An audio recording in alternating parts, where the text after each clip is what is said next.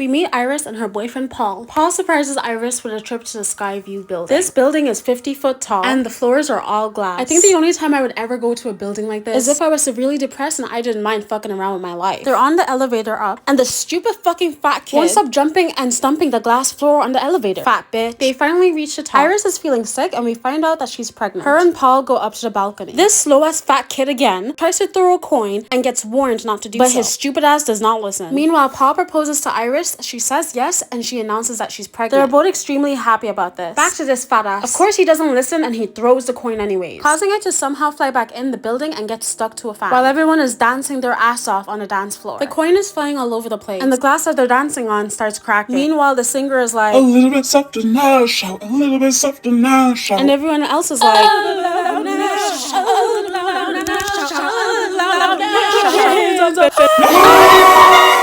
yeah, so like they all die and shit. Paul ends up dying too. But don't worry, the coin survived. The building engulfs in flames. Everyone is screaming. This fat bitch runs for the stairs. Ooh, I hate this little fucker. But then the stairs collapses. Everyone falls but Iris. And somehow this little brat still survives. So Iris is like, okay, let me go to the elevator. But the elevator is too full. So now she's stuck and the building collapsed in half. But she also survives that. Thankfully, this little piece of shit dies. Yeah! Now it's only Iris and a little boy that has survived. But unfortunately, the building collapses and they boat pass. But guess what? It was just a dream. Yeah, that shit didn't happen. That was an amazing opening scene though. This is Stephanie. She's been having that exact nightmare for God knows how long. We find out that the nightmare is actually about her grandma, Iris. And because this dream is causing her to not be able to sleep, which also causes her to fail her exam, she decides to go home on break. Her and her brother go off to their cousin's house because she wants to ask her aunt and uncle about her grandma, Iris. There we meet her cousins, Eric, Julia, and Bobby. Stephanie tells her aunt and uncle that she's been having these reoccurring dreams about Grandma Iris. And they're like, oh fuck no. You mean that psycho old hag? And her uncle is not willing to tell her shit. But she convinces her aunt to give her the address of where Iris lives. So now she's off to see Grandma Iris. I don't know what type of camp this old bitch is living in, but if I had to live like this, I would just let death take me. Because what the fuck? Stephanie enters and tells Iris everything that has been going on. And that's when Iris decides to tell her the story that happened that day. She actually saved everyone. She had that exact vision when Paul was proposing to her. So she ran to warn everybody and ultimately ended up saving the day. But after that, every single person that attended ended up dying one by one because death came back to finish the job. Iris gives Stephanie a book on everything she needs to know about death. But Stephanie's freaking out, so she tries to leave. However, Grandma Iris is like, no, this is important. And even though this bitch spent 20 years in that house, she came out to just prove a point, which was to get herself killed in front of Stephanie. Hold up, I just woke up, so excuse the way I sound. But you're telling me this granny has been studying death for 20 years and she has decided she's gonna make it out by unaliving herself, knowing damn well if she does this, her grandkids are next. But she's like, hey, it's not my problem now. And she did all this to prove a fucking point. Knew her being alive for these 20 years were saving her kids and her grandkids. She was like, fuck them kids. Y'all don't fucking believe me?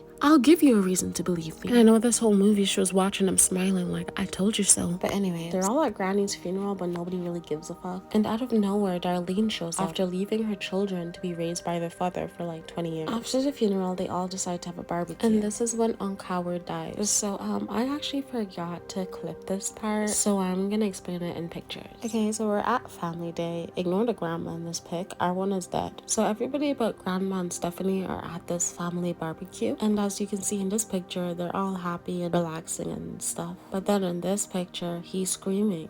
And usually that means something bad has happened. And if we look to her right, it shows a picture of him dead. So clearly he died and everybody's crying.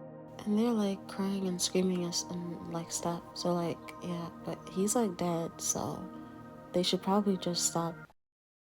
But anyways, Stephanie's trying to convince her whole family that Iris is right and that death is trying to get them. And because Eric is firstborn, he is first. But they all ignore her and think that she's doing conspiracy theories. That night, Eric goes to work. He works in a tattoo and piercing parlor. He is left alone when a glass falls, causing alcohol to spill on the floor and the chain of his fan to break off. The chain gets caught in Eric's nose piercing. The fan is still spinning, so the chain is raising higher, pulling on his piercing. So Eric steps on a table to try and remove it. The table Eric is standing on breaks, and the place begins to light light on fire. Fire starts to spread everywhere and the building burns down. The next morning, Stephanie wakes up Charlie so that they can go to their cousin's house to check on Eric because he hasn't been answering their calls. But surprise, Eric is alive. He got out the fire just in time. But Stephanie is still warning because what if the leaf blower gets distracted and blows leaves on these kids' face and they kick the ball into his face and then he falls, causing him to die. Julia joins them and Eric and Julia start making fun of Stephanie. This disgusting fucker starts licking and fucking on a truck. Like, what the fuck? It's a bin truck, you fucking freak. Julia goes off on a run and while Stephanie is distracted by Eric, the leaf blower gets distracted, blows leaves in the kid's face, they get blinded, kick the ball onto Julia's fat head,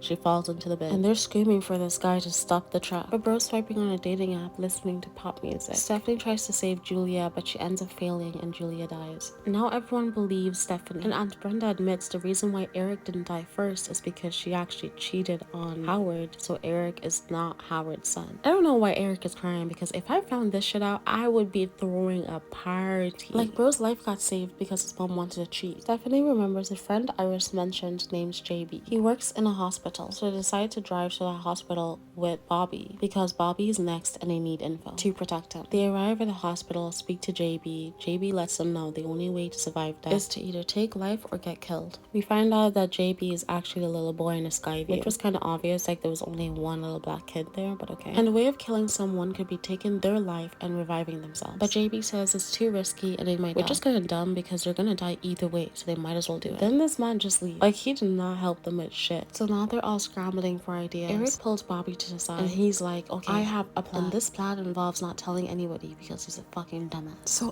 okay guys, I have something to tell you. I forgot to clip the part where Bobby and Eric died. I'm so sorry. I don't know what's wrong with me, guys. Please forgive me. But anyways, Eric dies in the most gruesome way possible. Probably the worst in this whole film. Like, his wiener piercing gets ripped out, his nipple piercings get ripped out, all his piercings get ripped out, and a whole wheelchair goes through his body. And then Bobby dies after. Eric only died though because he was effing around with death. And when you fuck around with death, it gets messy, apparently. Stephanie, Charlie, and their mom decide to go to Grandma Iris's house because this is their last child. They think her house is the safest. And Darlene doesn't mind living there for the rest of her life to protect her children. So they literally crash into Grandma Iris's house and make a run for it. They need to get their mom in the building before she dies. But Stephanie's seatbelt is stuck. So she's like, just leave me.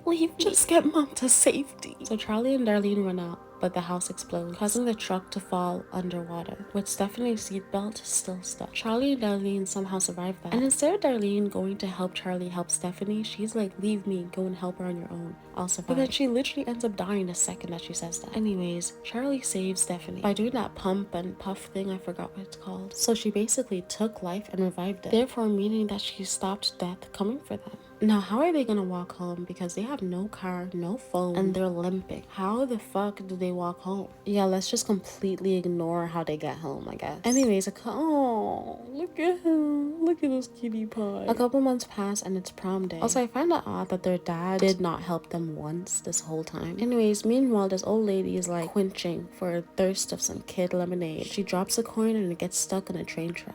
Meanwhile, Charlie, Stephanie, and their dad arrive at his date's house. The date's dad is like, you know, Charlie didn't actually bring you back from the dead, by the way. Which is like so random, like why would you say that? But that means that Stephanie never died, meaning death is still coming for them. Death is a funny guy because what do you mean? Like, bro went on a holiday break for months to make them think they were safe. The coin getting stuck on the track essentially makes the train enter a neighborhood. I guess Death was like, fuck it, I'm gonna kill everybody in here just to get 2 people. So, yeah.